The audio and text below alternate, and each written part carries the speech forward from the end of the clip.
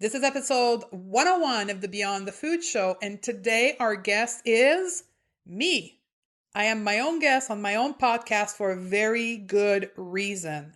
I'm sharing an interview that I did with my friend Sean Croxton about my own journey, and I'm going to share with you really personal and intimate part of my journey that I've never shared anywhere else.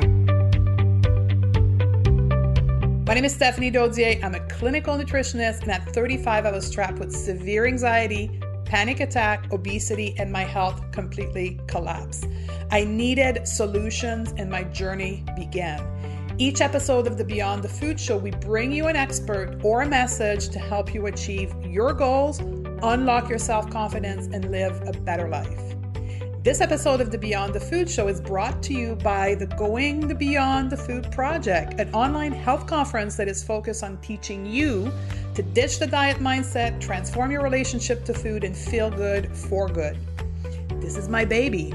I handpicked 21 health experts that think and live outside the diet and weight loss dogma box and will help you transform your life with radical new way of looking at health and weight loss and help you heal your distorted relationship to food. You can register for free at the Going to Beyond the Food Project.com or use the link in the show note at stephaniedodier.com/101.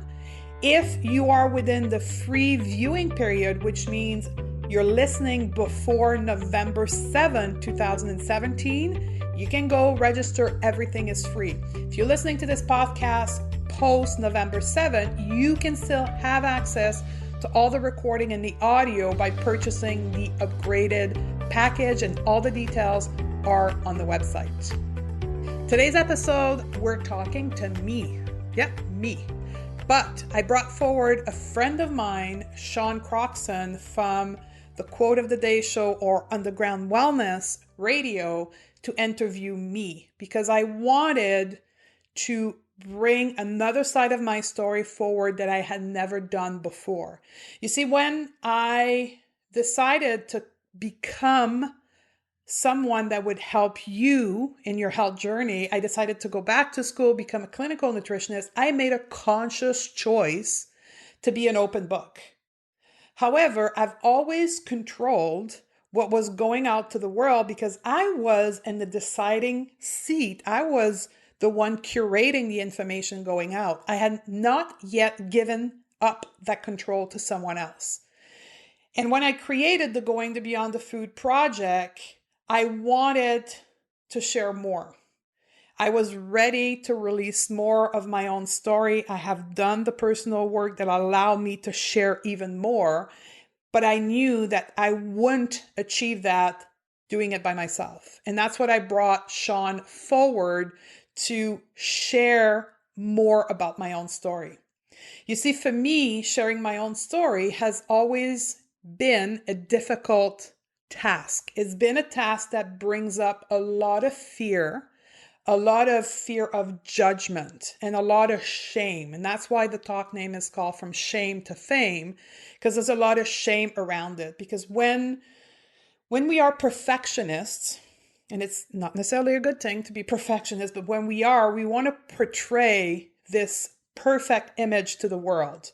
And we protect that dearly because we think that if we're not perfect, we are not good enough and we will be judged and we will not be accepted by the rest of the world. So for me to share my story to that level, it was extremely nerve-wracking for me. Like the day before this interview, I had a lot of anxiety. I was shaking. I was very nervous, but I know that when I get to that point, it's because something big is about to happen. I know that moving outside of my comfort zone is actually something that's very scary. So I went down that path of sharing this part of my journey, scared to death, not to use another word, very anxious, very nervous, but I trusted the person who did this interview with me. And that's very important. When you work to move outside of your comfort zone, you got to trust the people you're working with. And I have that with Sean. So I was able to go there, but be aware that it wasn't easy.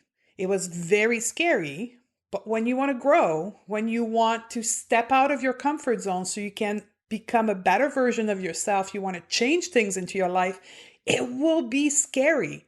And actually, I'll go as far as saying if it's not scary and if it's not nerve-wracking, you're probably not challenging yourself enough. And I know with this one, I challenged myself enough. But I did it for me to release that to the world so I can help you more. So, are you ready to listen? Let's do this.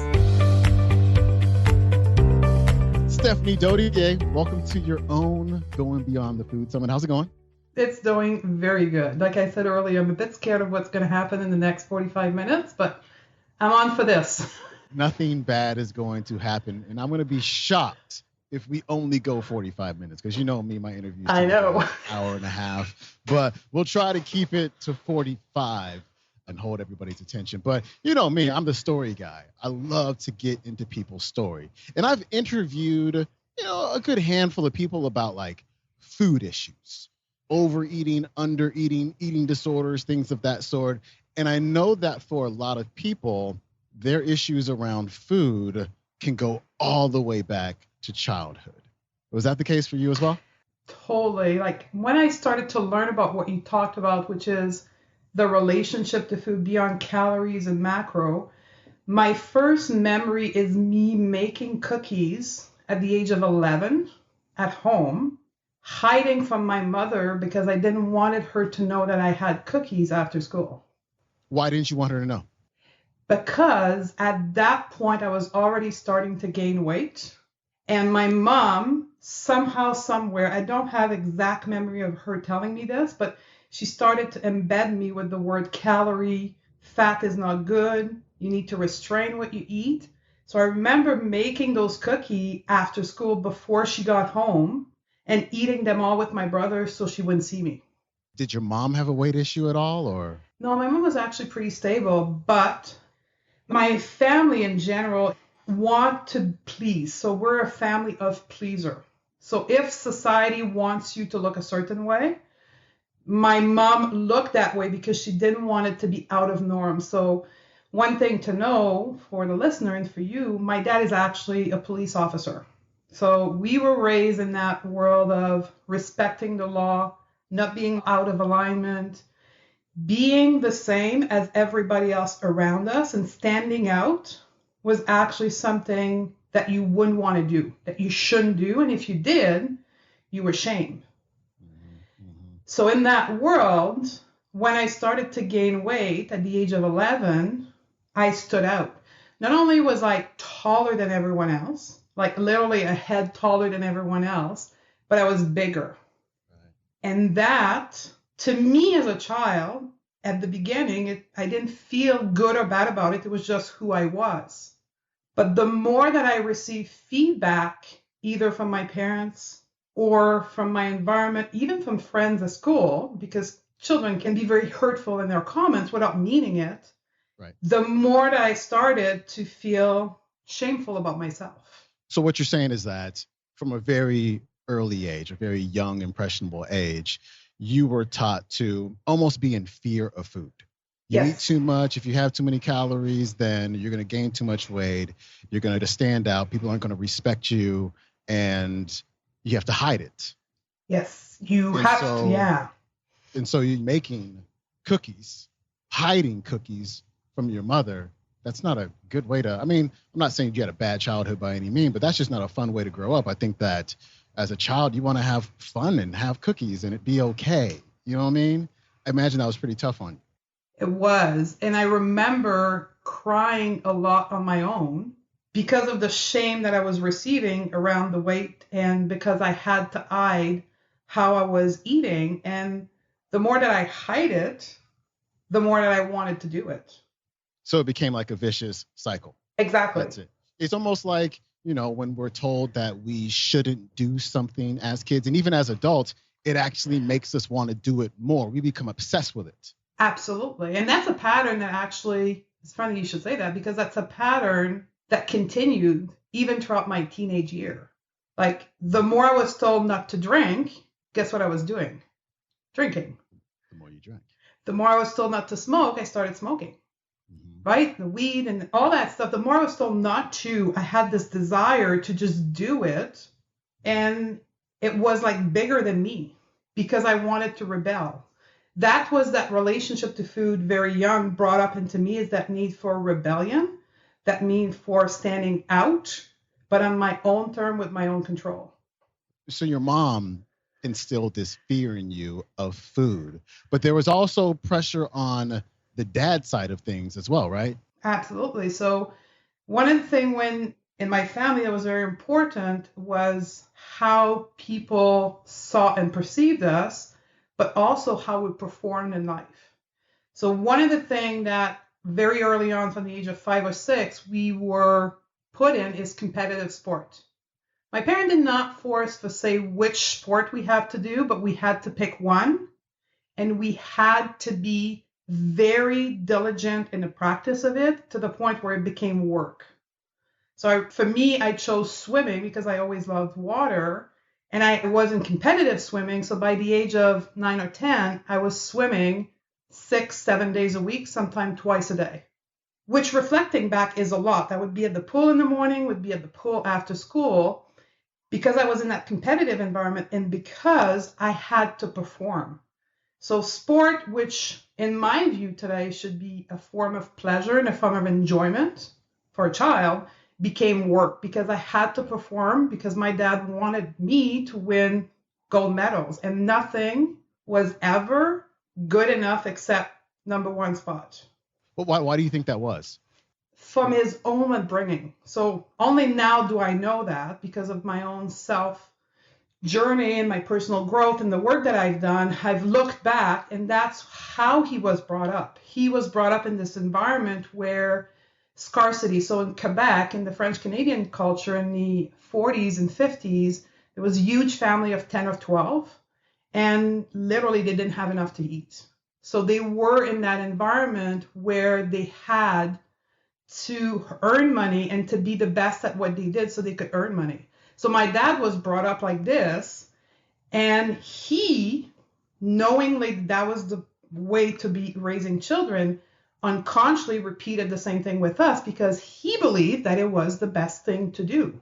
Did you hold a lot of resentment towards your father for that? Number one. And number two, as an adult, have you gotten to the point where you say, you know what, that's how my dad was raised. That's really all he knew. Did you ever stop pointing the finger and stop blaming? And Absolutely. So at the age of 38 years old, that resentment and that anger against my dad from the age of 14 to the age of 38 was very intense. Was it mostly about the competitive sports, or was there other stuff as well? It became general. It became about how he was and how he led his life, because I built a lot of resentment against the sport and against how he pushed me to perform in that way. And I resented it because honestly, I wasn't as good as he wanted me to be. So therefore, I wasn't pleasing him. And nothing that I ever did was good enough. So that embedded me this belief that I wasn't good enough. So that led me to years of resentment and a lot of rebellion against my dad to the age of 38, when I had my breakdown. I ended up in therapy. Yeah, we'll get to that in a second. Do you feel like that there's I always say there's a bad side of things and there's a good side of things as well. Do you feel like some good came out of it? Because I know you're in my mastermind. Like, you push yourself. You don't mess around. Do you think if you weren't raised with that upbringing, that competitive driven upbringing, that you would still be the same person who you are? Because you've really gotten out of the mold. I mean, look how you were raised. You were raised not to stand out, and you're online now. I know. You have a podcast, your face is out there and people know you. And so do you find that looking back, there were good parts of it as well? Everything was good. I am at that point in my journey after 5 years of spiritual awareness and personal growth that this is the best thing that could ever happen to me. I would not be where I am today would I have not had this upbringing. My skill set that I use today to help others is because of that. And I think that mindset change against my upbringing is actually what liberated me and what allows me to do what I do today. Love it. I want to go back to, high school maybe. Yep. I think you said there was a lot of bullying going on. Yeah. So 11, 12, started to eat cookie, gain a lot of weight, ended up in what we call junior high here in Canada. And I was bigger. I was at that point 5'8", taller than all the guys and all the girls in my school, heavier. And I was bullied on every single day. And this is the first time. Oh, big fat cow, lesbian, like anything you could imagine, the words that are the most painful. And I had those beautiful curly hair. My mom had done me a perm. So not only was I like standing out physically, I was standing out with my hair.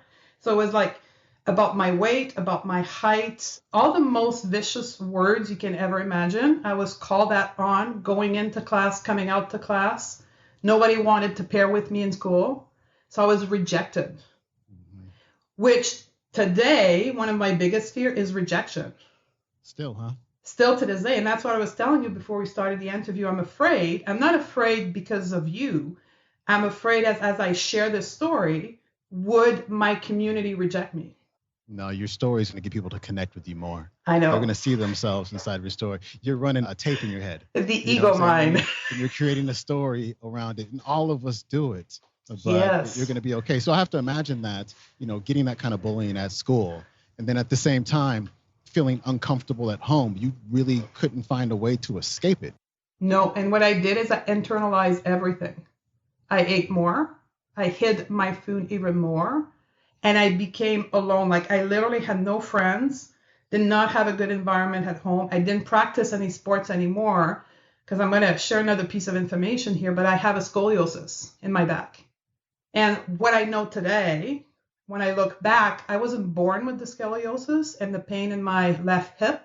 I believe that I created that as a way of escaping the competitive sports. Like literally I created the curve in my spine and the pain as a way out of sports.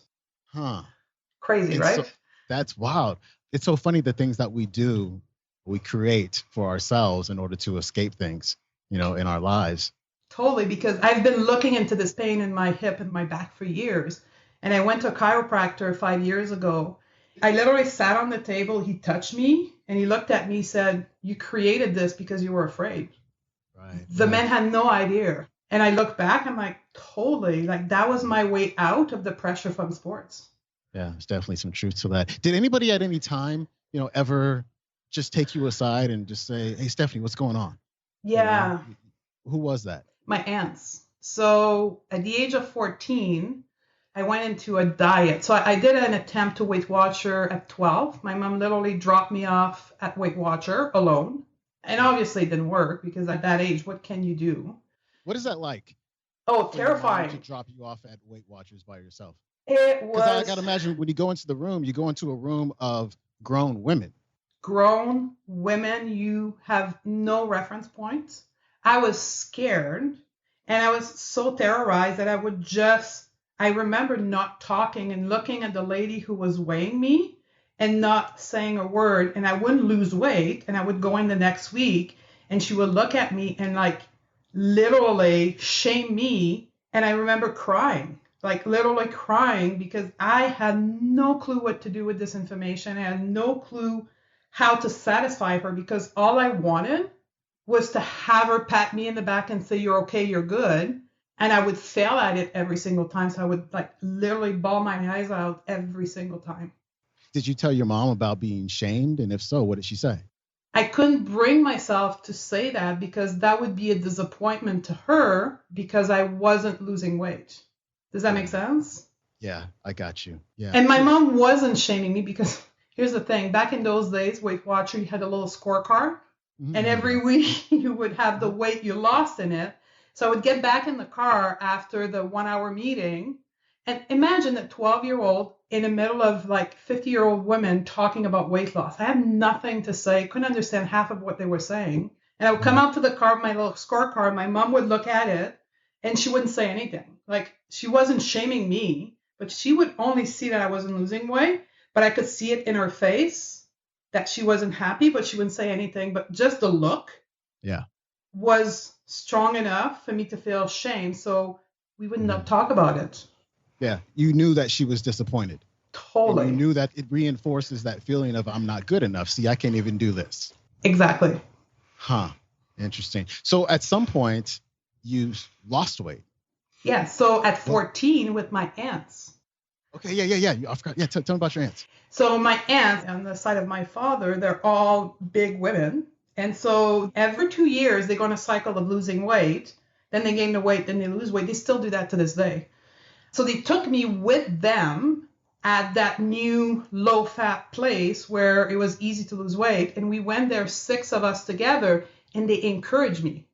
And they made me feel like I was part of something and I was doing well. But guess what happened? I lost 50 pounds in 6 months. Simply, now looking back, I thought it was because of the diet. But looking back, it wasn't because of the diet. It was because of the feeling that I had of belonging. Yeah. You started to feel better. You got out of that Yes. cycle of negative emotions, like feeling bad about yourself all the time and being all alone all the time. And everybody's making fun of you and your mother's disappointed and your father's disappointed. Now you actually have a support group and a real community that you didn't have before. Yeah. And the weight just melted away. Mm-hmm. Because you probably felt like you no longer had to feel or feed the feelings. Exactly. And I felt like I was satisfying them. Mm-hmm. I felt good about myself. I felt like I belong. I felt like people loved me. So I didn't need the food to any longer hide this emotion and numb the emotion of shame that I had because I felt good. Do you think that's what happens with most people who gain weight?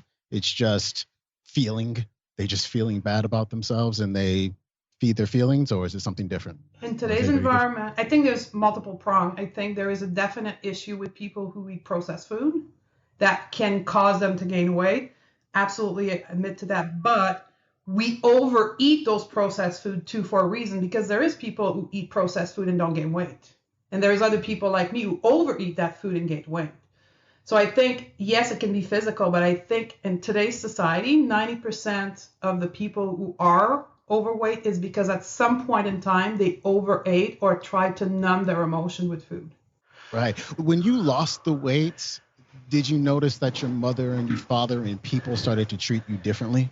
Totally. So here's what happened. So now I'm in 30 years of high school. Well, the first year of high school, I lost all this weight. I looked good. I started to have friends. For the first time in my life, I had a group of kids with whom I could hang out with outside of school, that we could talk together, and I became, quote unquote, a normal teenager. And I had a group of kids, and we went to the movie, and I had a normal life. Mm-hmm. Go ahead. At the same time, though, like you have this normal life and the kids are liking you now. Is there a part of you that says, wait, what? I was the same person before. Did you feel like it was fake and it was conditional? And if you gained the weight back, then they wouldn't like you anymore? Did any of that cross your mind? Absolutely none, because I wasn't aware of all of this at that point in my life. Right. 2, I was so happy that I didn't even question anything. And they were good kids. Like, I still am friends with some of those people today. But here's another thing. In the point of view of satisfaction, looking back in those days, I was a New Kids on the Block fan. That was in the mid-90s. But in my desire to please people and my friend who were the girls were all New Kids on the Block fan, I went to the extreme. I literally covered every single inches of my wall in my bedroom with New Kids on the Block poster. From roof to every single wall. I asked my father as my birthday gift to go to Boston in hope of seeing New Kids on the Block. Like crazy stuff like this. But I did that because I wanted to be loved by my group of friends who love New Kids on the Block.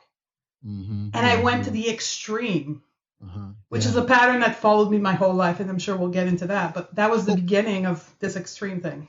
Well, what about your mother and father? Did they treat you different? They let me be who I was at that point because I finally had friends.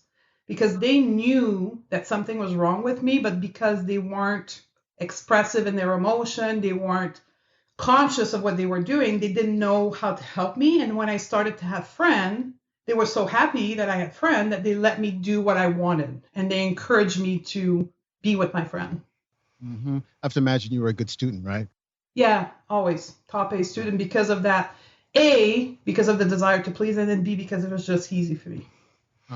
I know when I was growing up, I spent a lot of time by myself. Mm-hmm. And as an adult, like one of the reasons I've been able to be quote unquote successful is because I know how to sit my butt down all by myself and do the work. right? Did that happen with you at all? Like you just didn't feel like you had a problem being alone because you had been alone for so long? Yes and no. I had no problem being alone, but I couldn't be quiet. I couldn't be alone and do nothing because my thoughts were so negative and so constant that I escaped the loneliness by working Gotcha. and overworking because every time I was alone, didn't want to be alone, so I worked all the time. Anybody ever try to send you to therapy at all as a kid? I know I Never. got sent to the therapist several times. Like mom was like, maybe there's something wrong with you. You know what she wanted to do? My mom wasn't aware of therapy because that was a bad thing. And we lived in a small town that everybody would have known.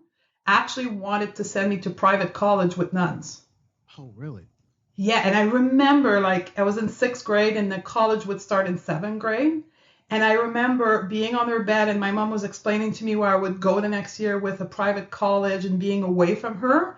All I could think about in my head, that's it. I am so bad. I'm so not good enough that now they're sending me away. Yeah, they don't want you. Oh my God, did I ever cry? And I still can remember the pain in my chest of the rejection. And I would just bawl so much and I cried so much. And my mom ended up saying, like, we can't send her. And I didn't go because of that. That was her attempt of therapy, was private college with nuns. Gotcha. I have to imagine that at some point the weight came back. Yeah, it did. Actually, from the age of 16 to the age of 26, my weight was stable because I had friends. I was like living a normal quote unquote life. So I remember not having an issue with food. Like I would eat and non issue. Like I didn't eat well by no mean, but I had no issue. And then at 26, I got into a relationship which was going so well that we were engaged to be married. And I was working at that point with Hudson's Bay Company, which is a retail organization that has location throughout Canada.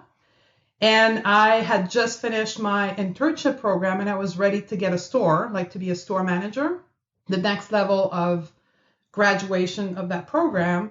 And they shipped me to a city that is like the furthest northern point of Canada called Prince Rupert, like literally an hour away from Alaska. And that night I came back home and I shared that with my fiance and his reaction was very negative. He didn't want to move there. Then all of a sudden his issue of following a woman instead of me following him became a huge issue.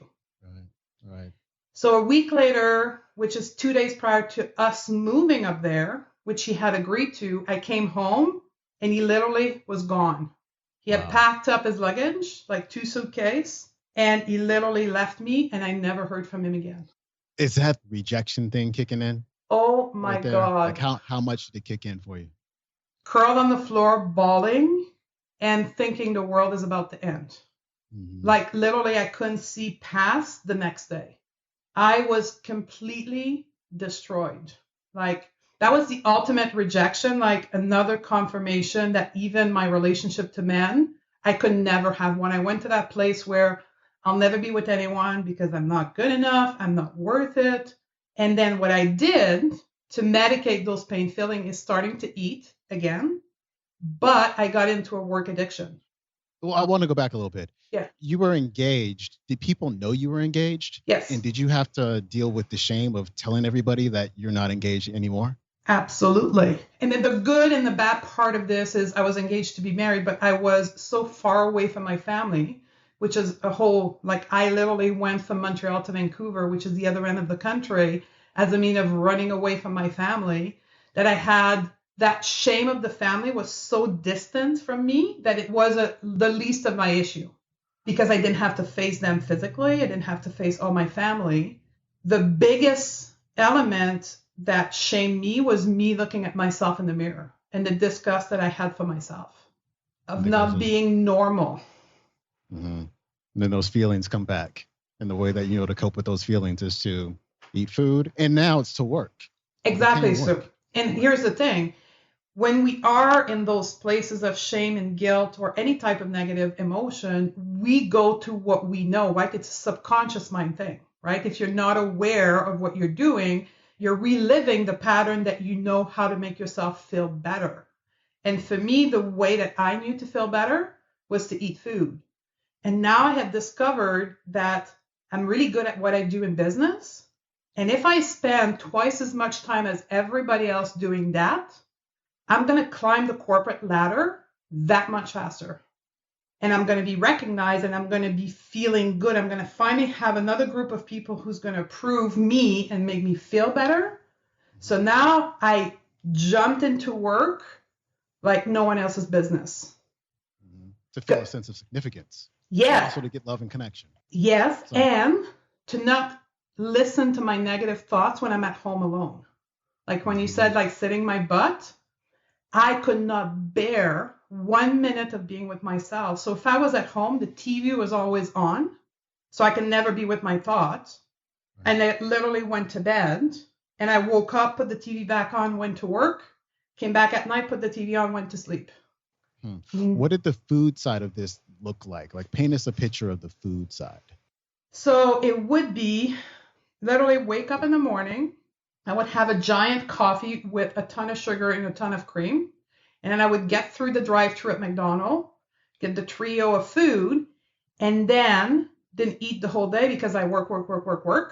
And then I would get at home, or before that, I would finish work, drive through the grocery store, and then buy a bag of chips, a pizza, extra cheese to put on the pizza, and then I would drive home and eat an entire big size pizza, a bag of chips during the course of the evening, to the point where my stomach felt so distended that I was in physical pain.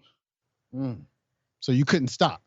I couldn't stop because that was the only way that I could numb the pain in my heart, was to feel pain in my body. And I would do that every single night. So you had food addiction? Yeah, if you want to call it food addiction, yeah. I was addicted to the release of endorphin that the food would give me, which would numb out the pain of the rejection.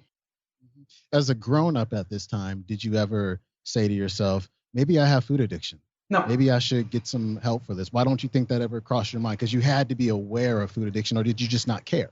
I didn't care. I didn't care about myself as a human being. All I wanted is to have a professional image that would be satisfying enough to the standard of whom I was working for, so I could be promoted. So I could climb the ladder to be recognized good at one thing that I did in my life. And you did that. I did that. So here's a crazy story. I got into Vancouver at the age of 22. And at that point, I didn't speak English. Like, yes, no, and thank you. I got into a retail store to apply for a job so I could rent an apartment and just live by. And I was interviewed by a gentleman who actually spoke French. So he interviewed me in French. I got a job. And the next day I showed up at work and they put me on a cash register in the public. I'm like, I thought I was going to get a job in the back. No. She put me on a cash register and all I could do was to nod to people, yeah, and scan their item. And I remember being scared of having to pick up the phone and talk to anyone because I didn't know how to say a word. What kept you from quitting? Because your average person would get put in that position and go, okay, this isn't for me. I'm done. I quit. What kept you from quitting? I had no money. So it was literally survival because I had like $200 in my pocket and I needed money to live because there was no way I was going to ask money to my parents. And I was literally backpacking across the country. So I just went for it because I know there would be money at the end and I could eat and I could rent an apartment with that. Otherwise, I would be in the street. How high did you ascend the corporate ladder? So from cashier part-time, I went, by the time I turned 35, I was vice president of all retail operation. Oh, wow. For a company that I had under me 4,500 employees. So you put in the work and you moved up the ladder. You worked your tail off. You ate your tail off. I know anybody who does that. I'm all about hard work, but I'm also about rest. I have a good feeling for when I'm starting to burn out and I'm like, okay, let's call a little time out. Let's meditate. Let's do some yoga. Let's maybe go on a trip. Let's do something, right? I know that people at some point they break. And I think this is one of those unavoidable things when you continue to do that to yourself. So at what point did you break? So I just got promoted at a vice president, which was my crowning jewel because I was the first woman to ever reach that level in a company of men. I was the youngest. I'm sorry, just real quick. Was there a really nice salary that came along with that as well? Oh, absolutely. Like double, like 6-digit, $250,000 a year. Right. And Car, like the whole thing. you were good. And you were saying you were the youngest. Youngest executive to be promoted at that rank. I was the first female to ever get there. I was the first French Canadian to ever get there. So I was breaking all the glass ceiling that could ever be. And I was proud of that. Like I was proud of having achieved that. But I didn't realize that I was achieving that to the expense of my own life and my health outside of work. So I just reached that level, just got promoted. But here's the truth. I was living the imposter syndrome. Like I so had a core belief that I wasn't good enough. I remember sitting behind my desk and like, when are they going to find out that who I am is not good enough for this role? How much anxiety do you deal with when you feel that way? Like literally I was shaking all day long. Someday I'm going to be found out. Someday they're going to show up in this office and they're going to figure out they made the biggest mistake of their life. So I'm going to try to cover it up as much as I can by be perfect in every single angle of my business.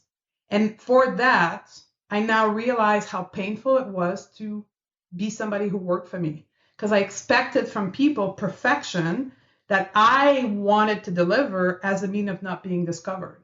Like this is profound shit, right? People did not enjoy working for me because of that, because I would not allow one slip up and I would freak right out. I would fire people if they weren't doing the right thing.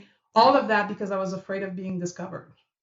In that corporate atmosphere, was there ever a time where somebody, as we talked about before, took you aside and said, hey, is everything okay? No. And I think some people attempted to do that in the human resource department, but they were stopped by my boss at the time because I was performing so good for the company and I made so much money for them that HR was not allowed to pull me aside and do anything to me and stop me in any way because I was a money-making machine for them. Mm-hmm. So when do you break? When does this thing fall apart? So 6 months after being promoted in that new role, I got up on stage to talk to my employees, which in itself wasn't distress. It was me getting up on stage and I literally collapsed on stage. Literally behind the podium, collapsed. And I, at that point, couldn't breathe. My heart was racing out. Like I could literally feel my ribcage shaking. I couldn't breathe. I thought I have a heart attack. And the people around me thought the same thing because at that point, I'm like 300 plus pounds. I smoke a pack a day. Everybody knows that I eat like shit. I didn't exercise. I don't do anything but work. So everybody thinks I'm having a heart attack. So I get shipped to the hospital in an ambulance, get put on all kinds of testing mechanism. The hospital thought I had a heart attack. 6 hours later, they came back and said, no, your heart is healthy. And we don't know how, but your heart is healthy. You're having a panic attack. And Sean, I went in complete denial.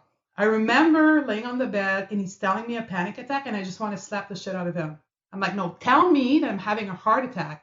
I am stronger than this because people who have panic attack are just weak to me. I'm like, this is an insult. Like literally this is an insult to me. Tell me I have a heart attack. Like I want a second opinion. I literally asked for a second opinion. Uh-huh. And you probably didn't want your employees to know that you had an anxiety attack, right? Bingo. Never. So I put it in hiding. I explained to everybody that I had like myalgia, which is like a mild form of heart attack. And I went back to work. So you lied. I lied to cover myself so I couldn't get found out. Remember this whole fear of being found out, right? So I went back to work. The next Monday, instead of being on stage for the weekly meeting, I was actually in a conference call. So I'm sitting behind my desk. I have all my employees and the rest of the company on the call, and it's my turn to talk. I press the mute button, and at that same time, the panic attack starts again. As I press the mute button, I can't breathe. I start to feel my heart racing. So I'm alone in my office. It's my turn to talk. I'm in silence. Literally, I can't speak, and I'm having a panic attack. That's when my boss found out because I couldn't hide it, right? So he said, well, just take a week off, and that'll be it. So I went to the doctor and I said, like, I'm having panic attack. What can I do? And the doctor, the medical doctor, to do what he was trained, he gave me a prescription for anti-anxiety an antidepressant medication. So I remember this very clearly. It's very vivid in my mind. I'm leaving the office and I have the prescription in my hand. And I'm walking down the hallway and I'm looking at the prescription and I'm like, if I start this, I'll never stop. And this is what I call when I talk to people, I say my Yoda moment. This is literally a Yoda moment. I'm looking at this and there's something that comes out of me that says like, don't take this. Don't ask me how and why this happened. I'm like, I can't take this. If I start this, I'll never stop. So I took the prescription, crumbled it, threw it in the garbage. I'm like, okay, I'm going to find out another solution because we ain't doing medication. And I was scared to not be able to continue to work and lose my identity because literally all I had in this world was my job. But at the same time, I had this force inside of me that said, medication is not the solution. There has to be something else. 3 days later, I end up in an office of an hypnotist. So I'm sitting in this chair and this girl is telling me, I'm going to fix everything for you. I'm going to go in your subconscious mind, which is, I have no idea what she's talking to me. And the poor girl is trying to hypnotize me. Never was able to do it, which is not a surprise. Your brain's too fired up. You're super analytical. It's hard to bring your brain waves down to where you can be hypnotized when you're in that state. Yeah. Now I know. Back then I had no idea. I'm like, I come out of this office and I went there 3 times in the week trying to get there. And I'm like, there you go again. I can't even be hypnotized. Did you have that? I remember I had the only panic attack that I ever had in my life was in a gym as a personal trainer. And after I had that panic attack, I almost didn't want to leave the house anymore. I didn't want to go to the gym for a little while. I had that agoraphobia where I was afraid that I was going to be on the gym floor one day and just all of a sudden have a panic attack. Did you go through that at all? Like, I'm going to go to work today and I might have another panic attack in front of people. Totally. And I actually, one of the things we did as vice president, we would visit store and have to be in front of employees and store manager. I literally found all the excuse in the world to not go out to stores for like 3 weeks until I found a solution to this panic attack thing that prevented me to do my job. But at some point, because I wasn't finding a solution, my fear of losing my job became greater than the fear of having a panic attack. It's always what's greater, right? My fear of losing my identity, because you have to understand, like, literally, if I lose my job, I have nothing. I have no friends, no partner. I may have a lot of money, cars, and house, but I have nothing human in my life other than my job. So you're a walking ego. I am my car, I am my house, I am my job. Exactly. So the fear of losing that was greater than the fear of having a panic attack, because if I didn't go back to work, I was going to lose my job. So I remember not going in full panic attack, but being in full anxiety mode, but going to the bathroom every hour to like sit down and do some breathing that nice little hypnotist taught me to calm my anxiety, and then go out for another hour and then go back to the bathroom. And I did that for 2 weeks in a row to manage my anxiety so I can continue to work. Mm-hmm. Yeah. Did you change, before we get to the solutions, I want to get to the solutions in just a minute beyond hypnotherapy, but when you were going through this, because you did have a team of people working underneath you, did you change as a manager at all? Did you say, no, not at all, huh? You never said to yourself, I've got women who work under me, I'm setting a bad example, none of that? No. Why do you think that was? I wasn't conscious of the pain that I was imposing to people around me because my fear was greater of being found out and not good enough than me realizing how much pain I was causing to people under me. It's not until later when I changed and I got through the solution that I realized what I was doing, and then I couldn't look at myself in the mirror. But that came later. That came like a year and a half later. It was total unconscious. Like I wasn't conscious of anything but the gold medal of being promoted. Do you ever wish you can go back and say, hey guys, I feel like I've been a really bad example to you guys. I've achieved a lot, but this shouldn't be the way that you get here. I wish that I would be able to go back and do it now. And even if you had asked me this question 2 years ago, I would have said, I wish, but I can't. Now I wish, And I'm doing it right now as I interact with some of those people on various social media. I interact with them from a place of who I am today and from a place of heart and from a place of forgive me for what I did. Right. How inspired are they when they talk to you now or connect with you? Are they blown away? Like, oh my God, I can't believe this is you. Some of those people are my biggest follower on social media. And I've worked with a lot of them one-on-one. And they're like my biggest fans and biggest follower. And they're going to be clients for life because they know how deep the change has been. So they're totally inspired because they say she can do it. Like she was the Nazi before. If she can change her life like this, like I can do this shit. Like, let's tell me what to do. I can do this. Right. I love it. I love it. Let's get to solutions. So you did hypnotherapy. It didn't work for you. Tell us what happened next. Oh, I did everything. I did massage therapy, went to a chiropractor. And then one day I looked at myself in the mirror. I said, well, I guess if I lose some weight, that can hurt. Cannot hurt it. So let's figure out how we can lose weight here. Maybe that's the solution to your anxiety and panic attack. So I did what I had done my whole life. I went to a place where they sold the idea of losing weight, which at the time was a gym. Walked into a gym, talked to the girl at the front desk. She says, well, the best way to do that for you if you want to lose weight fast is to hire a personal trainer who's also a health coach, and he's going to like take you through this step by step. So I hired this older trainer who was 33, 34 years old by the time, and he had training and nutrition and therapy, like physical therapy and training. So I hired him, saw him like 4 or 5 times a week, and he put me on the paleo diet, changed the way that I ate, started to pinch me. He was a biosignature from Poliquin, thank you. Poliquin, yeah. And then he was doing some training with Paul Chek, so he started to pinch me and sent me to yoga and do all the right thing. Like, this is how you realize the universe is trying to help you because it puts the right people in your life. And that was the right person for me because I could have ended up with totally the wrong trainer who would like put me on a calorie counting, low fat stuff. And like he did all the right thing, like bless the universe, like he was the right person. And then the weight started to fall off and the anxiety went away. That's great. It's the law of attraction.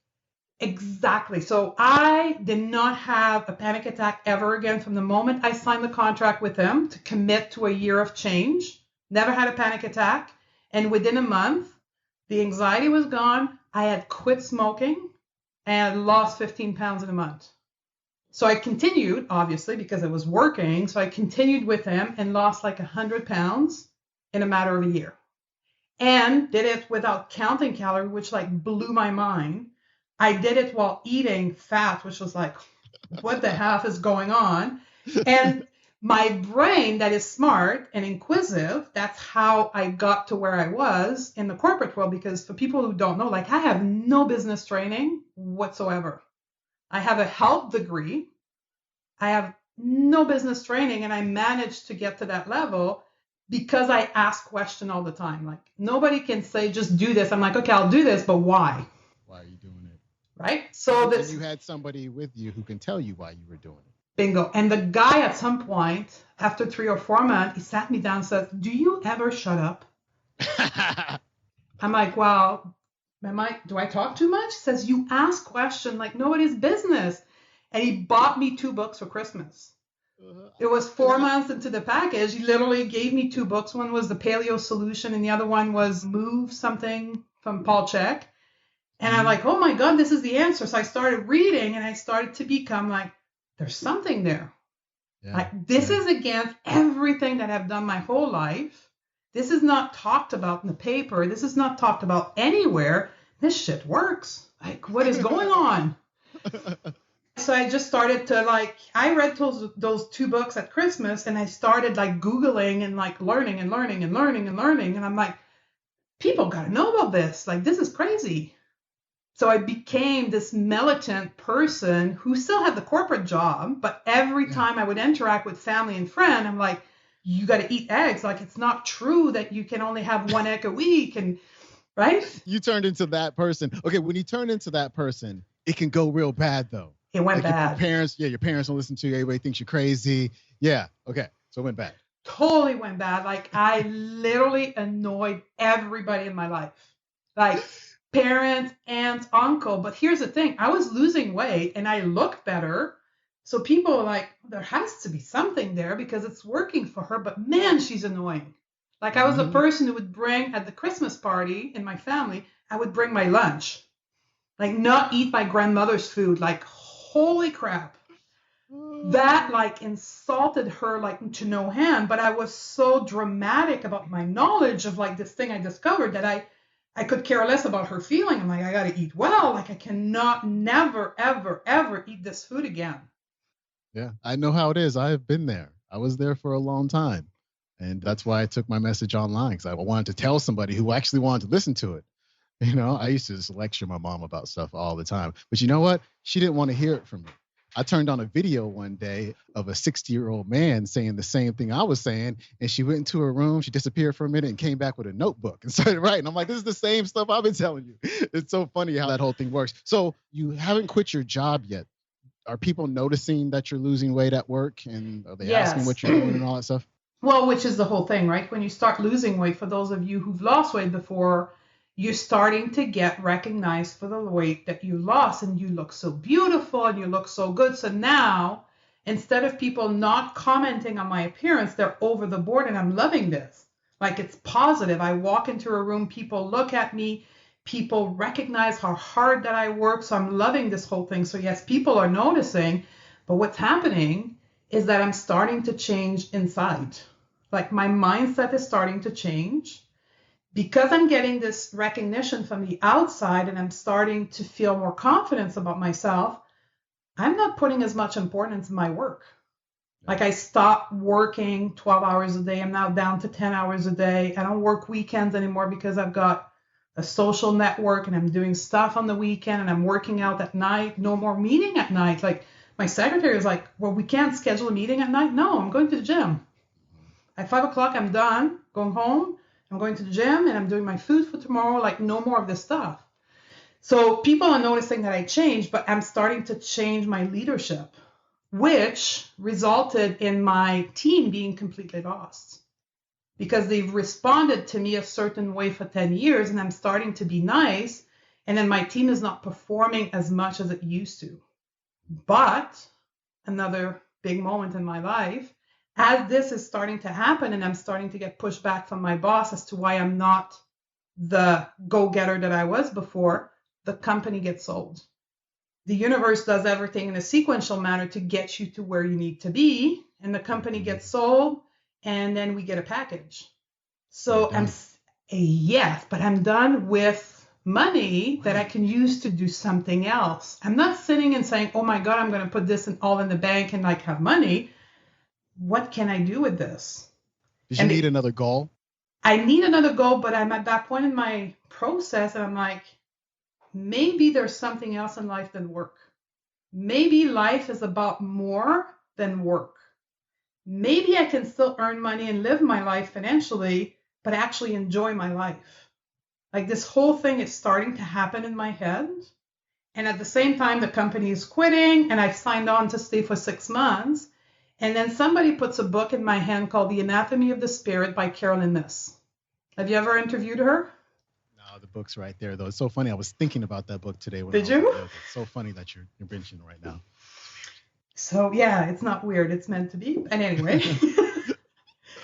So I read this book and I'm having a mind blown. Like as much as I was mind blown about the food thing, I'm like, this explains everything else in my life. And then I go in to start deep diving in this whole other world of spirituality that explain like my relationship to my dad and the reason why I eat and the pain that I have in my body. And so I end up after 6 months of staying with the company while we were organizing the buyout, I end up leaving first because I'm so changed. I don't lead my people in the same way that gave them result, that they're literally, okay, like the first one to go is Stephanie because she's not good anymore. So I end up leaving with this package and I'm like, I don't know what I'm going to do, but I know I cannot go back to the corporate world because I cannot do this anymore. I don't know how to lead people without being mean to them. I don't know who I am, but I know I don't want to be this anymore. but I don't know how to be different and lead people. So I literally took 6 months off and traveled. And then through that, I continued to found the whole anatomy of the spirit, Carolyn Miss and Louise Hay started to come into me. I went to therapy, processed the situation with my dad, came out of this. I'm like, okay, I no longer have resentment and anger. I actually feel lighter. I have to tell somebody about this. I have to share this with the world because I'm looking around me. People don't know anything about food. They don't know anything about how their mind-body connection work. And I decided to go back to school. Started looking for a school that would encompass everything that I knew to this point, found a school, and went back to school at the age of 37. Where'd you go to school? Institute of Holistic Nutrition in Toronto. Gotcha. And so you go there and you learn. You learn about food, you learn about nutrition, you learn the things that you need to know so you can pass them on to other people. Was there a point there where you gained weight again? It came about 3 years later. Okay, all right. So I was able to keep my weight, and the way that I did that was by over-exercising. So what I know now to be over-exercising, which is 5 to 6 days a week, I would do, I was into bodybuilding at that point. It's not that I was on a treadmill 2 hours a day, but I was literally at the gym 5-6 times a day. I was doing yoga every day. So I was literally working out twice a day. Extremes. That's my life. My name is called Extreme, right? So yoga in the morning, bodybuilding in the afternoon. So I could overeat and it wouldn't show up on the scale.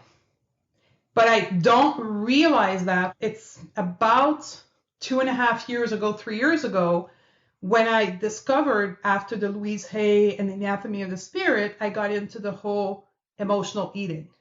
I want to go back just a little bit because you're the food evangelist. You're the organic evangelist to your friends and your family. You're eating real food, but are you overeating real food? Absolutely.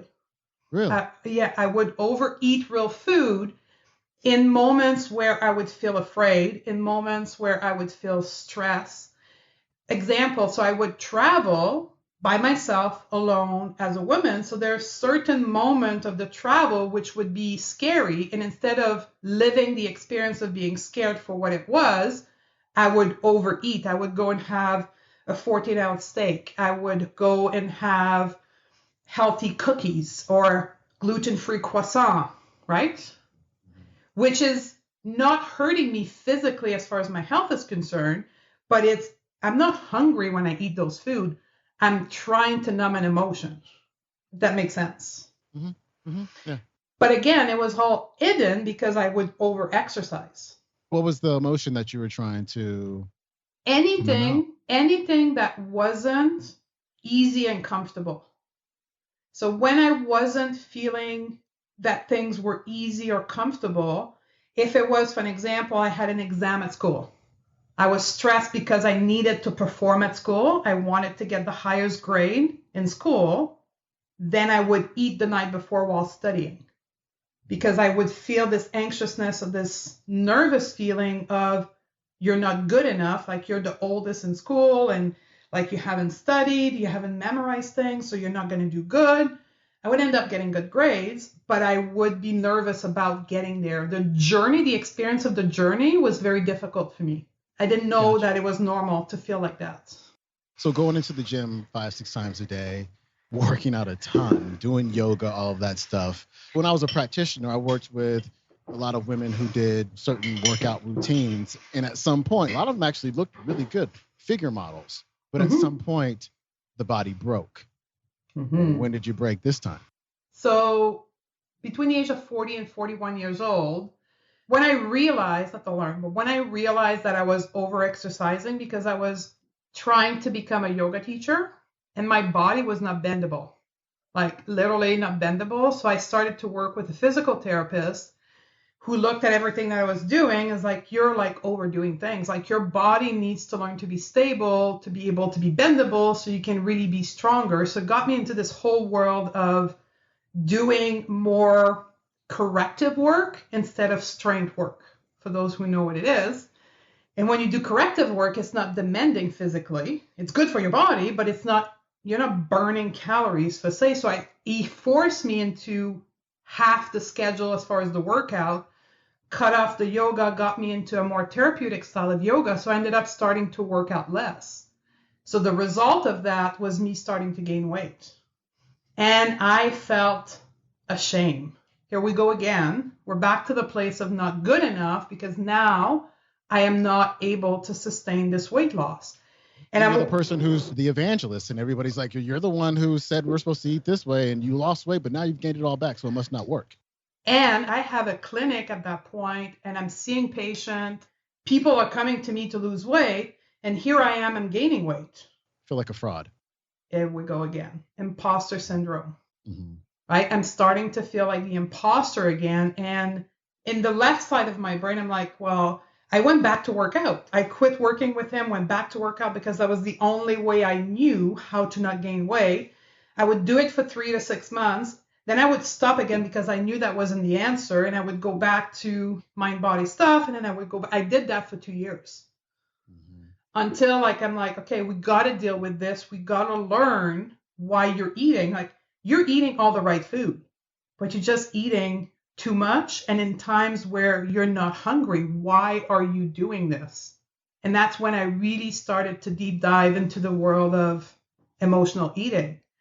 And that's about 2 years ago when you have an emotional relationship to food and you're binging, the only way for you to think to control that is by applying more control to your food, right? And at that point, 2 years ago, that's when the ketogenic diet in the world of people who knew the paleo diet, like the hardcore people, the ketogenic diet started to build. Very underground at that point, but for all of us who were in the paleo world, this new thing called keto was introduced.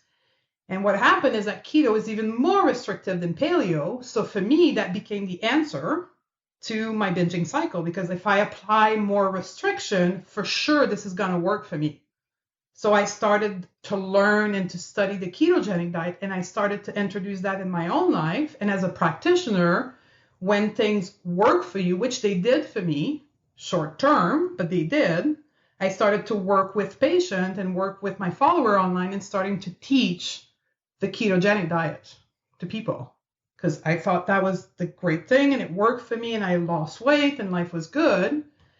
But what happened with me, now I was on the ketogenic diet for almost a year, I started to have worse binging episode than I've ever had in my life.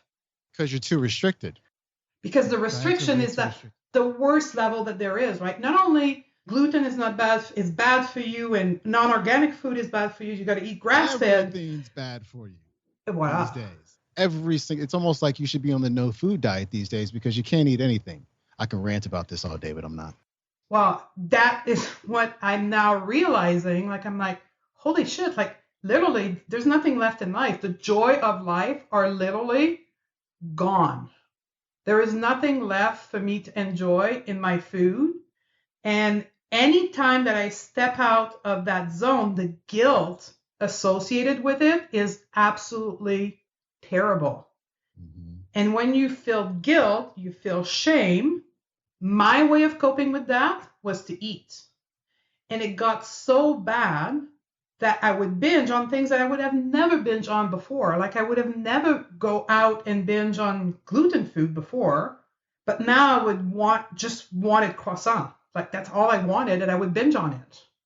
Mm-hmm. I would binge on French fries because white potatoes is not a good thing in the keto world, and I would start binging, but I would do that in secret because I had a following that followed me because of the ketogenic diet. Well, did you think to yourself, maybe the people who are following me on the ketogenic diet are dealing with the same thing? I knew. When I started to work with those people that are coming for the ketogenic diet, as I started to work with them, they had the exact same pattern as me. Their upbringing, although it may not have been exactly like my story, was something similar.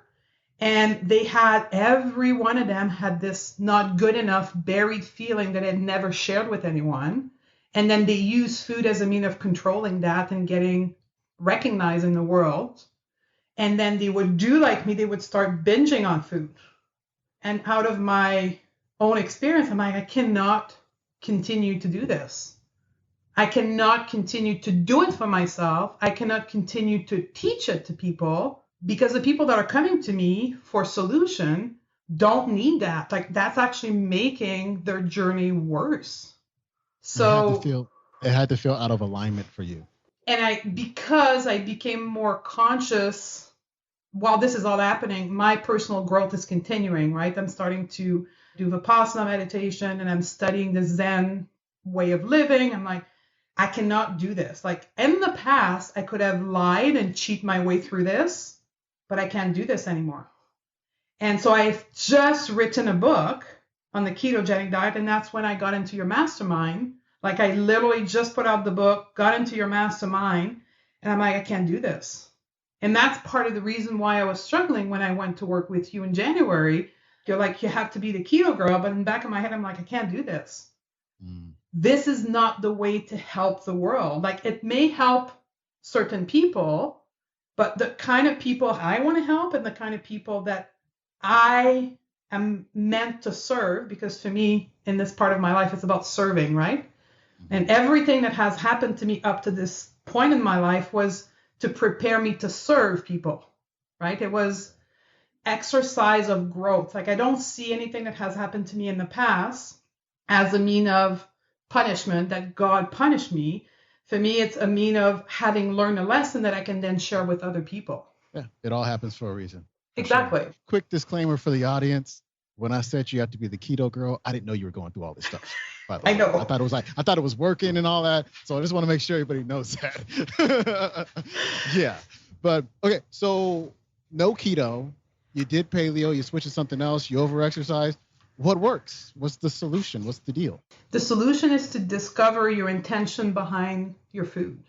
Why are you eating?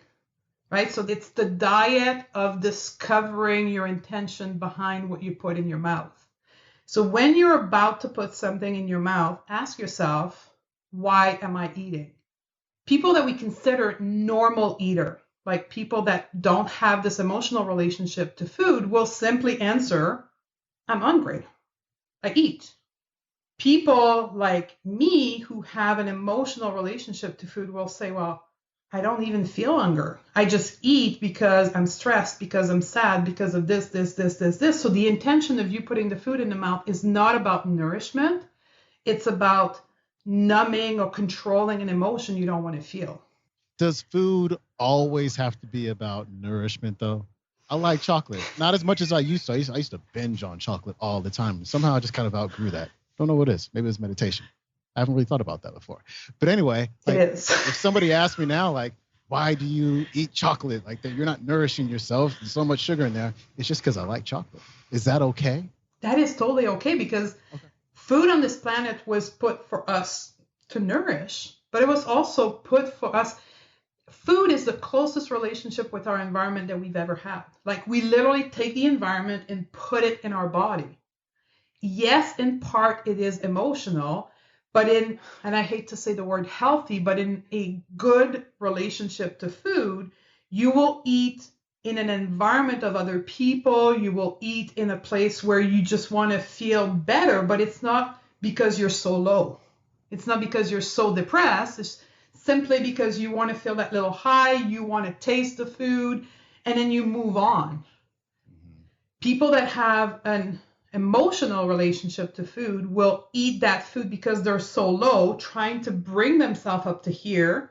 And then your subconscious mind, your spirit know why you're eating, right? It knows that you're eating to feel better, and it will perpetuate that cycle because you're not doing anything else in your life to make you feel better. You're not going beyond the food.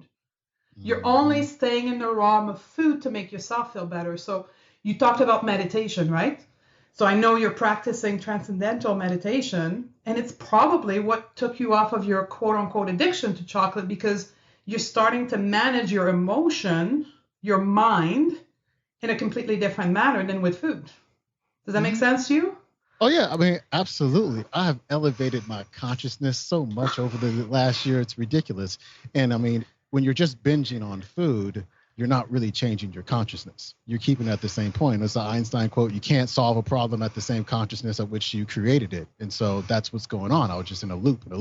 But now, it reminds me, like I've been studying a lot of Joe Dispenza's work, Dr. Yes. Joe Dispenza. And, one of the steps to breaking the habit of being yourself is to become conscious of the unconscious. Yes. And so you have all these unconscious behaviors and these unconscious associations. And, you feel a little down and then you think food, and then you're feeding the emotions. You have these negative emotions. The negative emotions feed your thoughts, and your thoughts say, oh, we're feeling bad. Let's just make some more bad thoughts, and then we'll have more bad emotions. And it's literally happening on a cellular level. And what we're doing is with food, we're trying to interrupt that, thinking it's going to make us feel better. But what Dr. Dispenza says is, wait, become less unconscious by becoming conscious of the stuff that you've been doing unconsciously. But for me personally, the one thing that has annoyed the hell out of me is driving on the freeway in San Diego. But now I'm just like, okay, when I feel it coming, I go, oh, that's that pattern. That's that pattern that's been ingrained in my brain for so long by being cut off and swerved into by people who are texting and me reacting. So now I'm going to be conscious of it. Now, when I see it starting to bubble up, I'm going to say, no, bubble down. Let's chill. Don't let it ruin your day. Let's keep rolling. So is that kind of what you're talking about? That's exactly. So being conscious of your intention behind food and then looking at the emotion for what it is. And then layer that with time and work of understanding why you're having those patterns. So I know you and me, what I've talked about, we've done a lot of work to understand our stories. I now know from 2.5 years, 3 years of personal growth that my relationship to food was as 11 and it was emotional, blah, blah, blah, blah, blah, blah, blah, blah, blah. But I wasn't conscious of that till I hit like 39 years old. And because I wasn't conscious of that, I would eat and not knowing what I would eat for. So placing an intention behind food and understanding why it goes in your mouth is one thing. And when you discover that it's about emotion, our work is also to understand why we're feeling this emotion. Why am I feeling anxiety when I'm on the highway? I'm sure there's a reason for that, why you're feeling this way, and then learning another way to cope with that emotion other than food. Right. And when you learn a better way to cope with that emotion, you're less attracted to the processed foods. And then you don't even really have a need for them anymore because there's no emotion to suppress or to numb out. Ha, ha, ha. I want to say something else to this. You have less shitty emotion too. Like there is days when I'm like, I see people around me, they're all excited about like the news on TV and this. I'm like, flatline. Mm-hmm. Like I don't have super high, I don't have super low because I just don't react anymore. Mm-hmm. And when you don't react anymore, then there's less reason why you need to eat. Mm-hmm. People who have super highs typically have super lows and they go whoosh, whoosh, whoosh. Hand in hand. There's very little in between. And so give our audience or our viewers some practical steps. Tell us like maybe meditation that we can do, maybe 5 minutes or whatever. Maybe give them a couple of books that they can read, including yours and all that fun stuff. Absolutely. So there is what I call the Crave Cure formula. So it's a 10-minute exercise into which you practice when you have emotional eating. So I always say to people, first thing you do is why are you putting the food in your mouth? When you realize that it's emotional, step away. All I'm asking is for 5 to 10 minutes of you being away from the food. Go in your bedroom, go in your office, bathroom, go away from the kids, like lock the door of the bathroom, sit on the toilet, and literally close your eyes and practice nostril breathing. So there's a very good reason why we breathe in and out by the nose.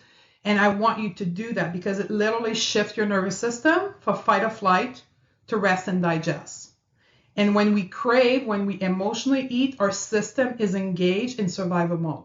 So we first need to shift from fight or flight to rest and digest. And that will happen typically within the first 2 to 3 minutes of you closing in your eyes and breathing in and out by the nose.